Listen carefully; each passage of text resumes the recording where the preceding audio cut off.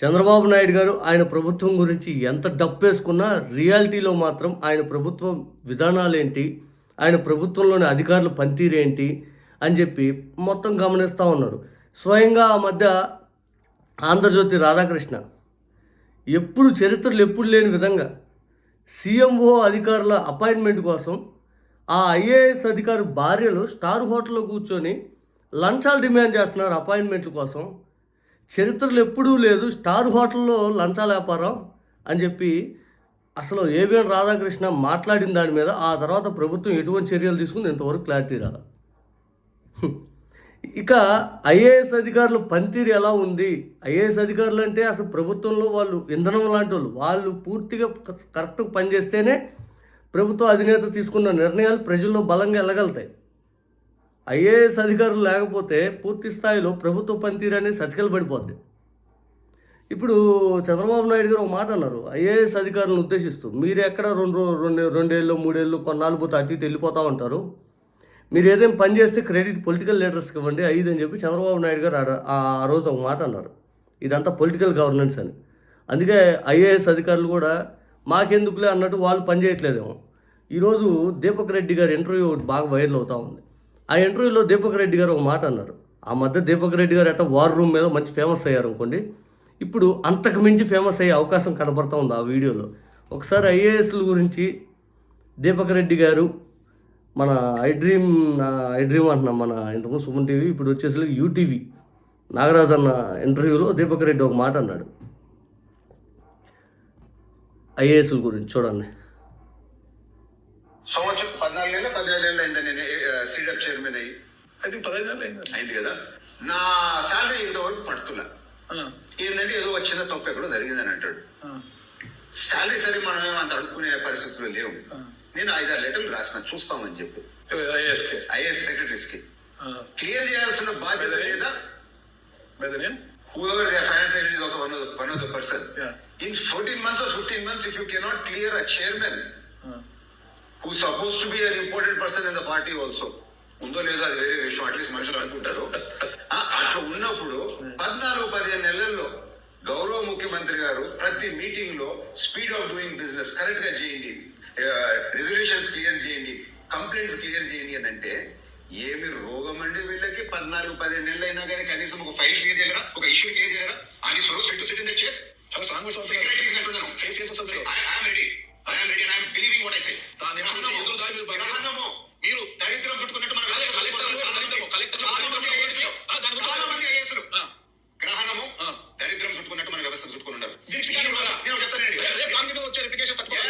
వాళ్ళ ముఖం మీద అంట. ఓకే, వాళ్ళ ముఖం మీద నేనంట. In 14 months or 15 months if you cannot clear a file, you are unfit to sit in that chair. Unfit to sit in that chair. 1.5 సంవత్సరం పిడుగు డబ్బులు ఒక పేదవాడికి నువ్వు ఇవ్వలేకపోతే you are unfit to be a collector. And వీళ్ళు నీతులు మాట్లాడతారు, డ్రామాలు. కలెక్టర్లు మీ పైన తిరుగుబాటు చేసే అవకాశం ఉంటుంది. వాళ్ళ ముఖం మీద అంటారు. ఓకే, చరిత్ర తీస్తా అంతే. ఒక సీనియర్ ఐఏఎస్ వాడు పేర్లు కానీ పిల్లలకి పెళ్లి కూడా మంచి చెప్పినారు, రిచ్ బిజినెస్ మన్ తో. నేను చెప్పిన నువ్వేమో ఐఏఎస్ ని, వాళ్ళేమో బిజినెస్ మన్, మీకు సెట్ కాదు అంటే నా తర్వాత ఏమైనా రిటైల్ ఇస్తాను కట్టం. ఎంత తెలుసా? 1000 కోట్లు. అటువంటి దొంగలు ఐఏఎస్ వ్యవస్థలో ఉన్నారు. మీరు ఇక్కడే ఉన్నారు కదా, మీ కార్యక్కి ఇక్కడ నుంచి పోండి ప్రశాసన్ నగర్. ఒక్కొక్క ఇంటి సైజు వాడుకోండి. ఈ 2 ఇల్లు ప్రశాసన్ నగర్ స్టార్ట్ అవుతుంది. All IAS IPS 8 bedroom 10 bedroom houses. వాడికి వచ్చే జీతం ఎంత? 8 to 10 bedroom హౌసెస్ ఎక్కడి నుంచి వచ్చినాయి? ఈ వ్యవస్థలో లోపం ఇది. బ్రిటిష్ వాళ్ళు తెలంగాణ కరప్షన్ తో ఆ బ్రిటిష్ ఎంపైర్ ఎట్లా బిల్డ్ అయిందో, ఇప్పుడు వాళ్ళ షూస్ లో కూర్చొని వాళ్ళే ఈ ఐఏఎస్ లో. ఈ గ్రహణం, ఈ దరిద్రాన్ని మనం సెటరేట్ చేసుకోకపోతే మన దేశం అంత ఫాస్ట్ గా గ్రో కాలేదు. 2019లో మేము ఓడిపోయినాము అని అంటే నా పర్సనల్ ఒపీనియన్, తెలుగుదేశం పత్రిక మాట్లాడలేదు. వీళ్ళు ఇచ్చిన రాంగ్ ఫీడింగ్ తోనే, రాంగ్ ఇన్ఫర్మేషన్ తోనే చంద్రబాబు నాయుడు గారు నమ్మి ఓడిపోయినారు. జగన్మోహన్ రెడ్డి ఓడిపోయినారంటే వీళ్ళు ఇచ్చిన రాంగ్ ఫీడింగ్ తోనే. బ్యూటిఫుల్ క్రాస్ చేస్తారు. విన్నారా? చరిత్ర మొత్తం తెస్తారంట ఐఏఎస్ అధికారులది. అంటే వాళ్ళు ప్రతి ఒక్క ఐఏఎస్ అధికారిని ఉద్దేశిస్తూ దీపక్ రెడ్డి గారు అవినీతి పరులు, దొంగలు. చూడండి ఐఏఎస్ అధికారుల పనితీరు చంద్రబాబు నాయుడు గారి ప్రభుత్వంలో ఎలా తయారైపోయిందో. ఆయన స్వయంగా చైర్మన్గా ఉన్న వ్యక్తి జీతంని ఆయన అడిగినా కూడా క్లియరెన్స్ అనేది ఇవ్వలేకపోతున్నారంటే ఇంకా సామాన్యులకు సంబంధించిన రోడ్లు కానీ, సామాన్యులకు సంబంధించినటువంటి ఇంకో డిపార్ట్మెంట్లు అయిన డెవలప్మెంట్ యాక్టివిటీకి కానీ, లేకపోతే ఇంకోటి ఏదైనా ఫైనాన్స్ క్లియరెన్స్ అనేది అడ్డుపడతా ఉంటే ఐఏఎస్ అధికారులు ఇంకెంత ఇబ్బంది. ఇక అధినేతగా ఉన్న చంద్రబాబు నాయుడు గారు ఇవన్నీ కనీసం పట్టించుకోకపోతే పైకేమో మాటలేమో గంభీరంగా చెప్తారు.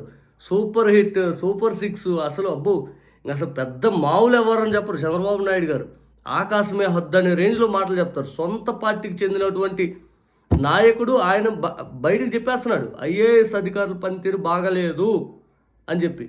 ఆ తర్వాత సొంత పేపర్ ఆంధ్రజ్యోతి స్వయంగా బయట పెట్టేసింది. అది కూడా సీఎంఓ అధికారుల అపాయింట్మెంట్ కోసం భార్యలు ఎప్పుడూ లేని విధంగా స్టార్ హోటల్లో లంచాలు వసూలు చేస్తున్నారు, స్టార్ హోటల్లో భార్యల పంచాయతీ ఎక్కువైపోయింది అని చెప్పి ఏబిఎన్ రాధాకృష్ణ ఆర్టికల్ పెద్ద ఎత్తున రాసి దుమారం రేపాడు.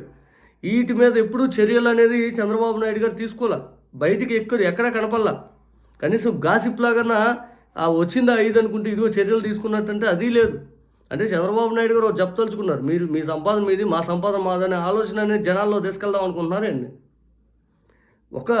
మీ పార్టీకి చెందినటువంటి 15 నెలల నుంచి చైర్మన్గా ఉన్నటువంటి వ్యక్తి, ఆ వ్యక్తికే ఫైనాన్స్ క్లియరెన్స్ ఏదైతే ఆయన సంబంధించిన కష్టపడినటువంటి జీతం ఏదైతే ఉందో అదే క్లియర్ కాలేదంటే ఇంక మీ ప్రభుత్వ పనితీరు ఎలా ఉంది, మీ విధానాలు ఎలా ఉన్నాయి చూస్తుంటే అర్థం కావట్లేదా?